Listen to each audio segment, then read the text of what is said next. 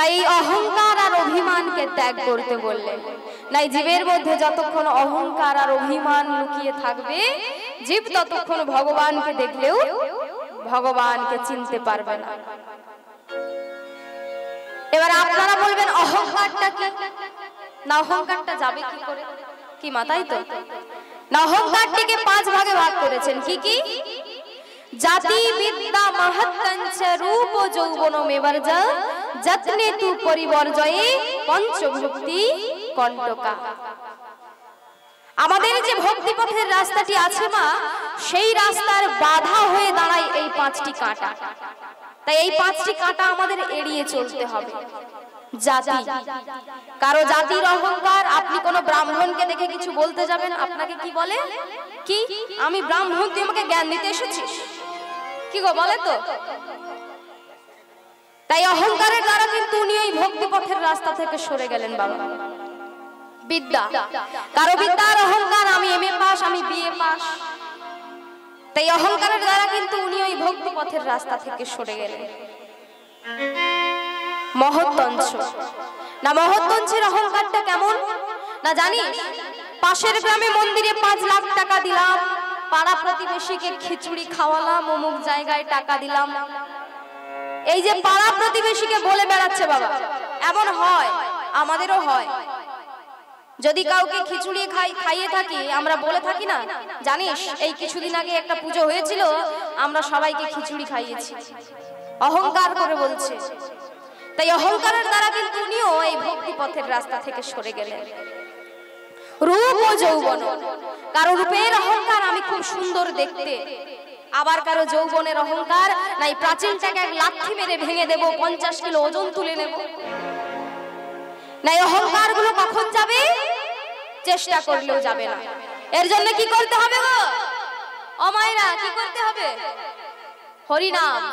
আমরা হরিনাম করব তো। কারোর সাথে কারোর দেখা হলে আমরা কি জিজ্ঞাসা করি? কি বাড়ির সবাই ভালো আছে তো? ছেলে মেয়ে ভালো আছে তো? ছেলে মেয়ের লেখাপড়া ঠিকঠাক চলছে তো? তোমার ব্যবসা বাণিজ্য ঠিকঠাক চলছে তো? ও মায়েরা, আমরা এই প্রশ্ন করি, তাই তো? এটা একজন সংসারীদের প্রশ্ন যে আপনার ছেলে ভালো আছে কিনা, আপনার মেয়ে ভালো আছে কিনা। কোনদিন একজন সন্ন্যাসী, একজন ভক্ত কোনদিন জিজ্ঞাসা করবে না আপনার বাড়ির ছেলে মেয়ে ভালো আছে কিনা, আপনার ছেলের লেখাপড়া ঠিকঠাক চলছে কিনা, আপনার ব্যবসা বাণিজ্য ঠিকঠাক চলছে কিনা। কারণ এটা একজন সংসারীদের প্রশ্ন, একজন ত্যাগীর নয়। তিনি সবকিছু ত্যাগ করে ভগবানের চরণে নিবেদন করেছে। তাই তিনি কোনোদিন জিজ্ঞাসা করবে না আপনার বাড়ির সকল কেমন আছে, আপনার ব্যবসা বাণিজ্য ঠিকঠাক চলছে কিনা।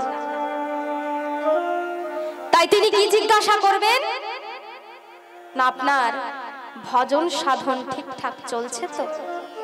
আচ্ছা রাধে, যে ভগবানকে তুই এক মুহূর্ত না দেখতে পেলে থাকতে পারিস না, যে গোবিন্দের জন্য তুই দিন রাত কাঁদিস,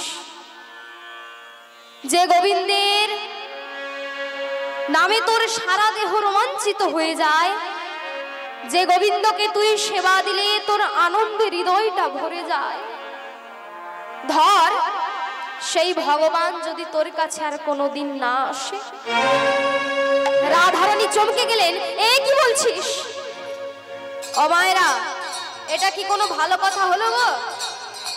কোন মায়ের কাছে গিয়ে যদি কেউ বলে তোমার সন্তান যদি কোনোদিন না ফিরে আসে, এটা কি শুনতে ভালো লাগবে?